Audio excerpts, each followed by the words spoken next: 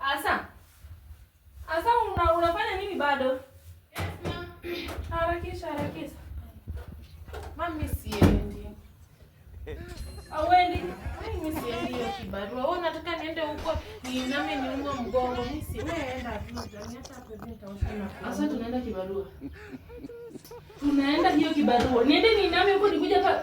Tunaenda. Sasa wewe uende utafutie wa mama wengine kama wewe. Sasa mimi unanipeleka huko hivyo na nitapata tu so mbili. Siwache hata niingie online na ring lights nipate madollars na wazungu. Hebu rudie kitu ambacho unasema. Niingie online. Mimi nataka tuende kufanya kibarua na nikikuja hapa na chakula nani anatambulia kwa mdomo kwa hiyo chakula. Lakini sasa mimi siwezi enda huko nje. Vinyo na hivi smart alafu tu anione nikifanya hizo mabiama.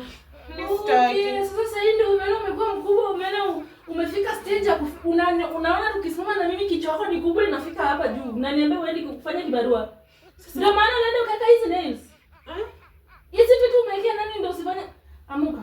Ai mami. Sasa chumani tuende kibarua. Unaona mama kuna watu wenye wako US, wazungu wazee wenye wako karibu kukufa. Unaona wao nikiwasmailia tu hivi watanitumia dollars. So acha mimi ni hustle hizo nyingine alafu wao ulete ukimwi hapa.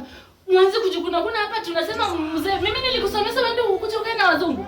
Sasa ukimwi inatoa aje mama? Mama, endelea nisaka watu usike nje tuende kibarua. Siendi. Asa unabisana na mimi. Asa pita hapa. Pita nje tusikilie hapa tuende kibarua. Asa na Luna yote. Ma. Shikilia nje tuende penye tunaenda. Mama unanitesanga tu. Pita hapa. Kalkai. Sasa ndio unaona unaweza kufanya. Una asimu wazungu.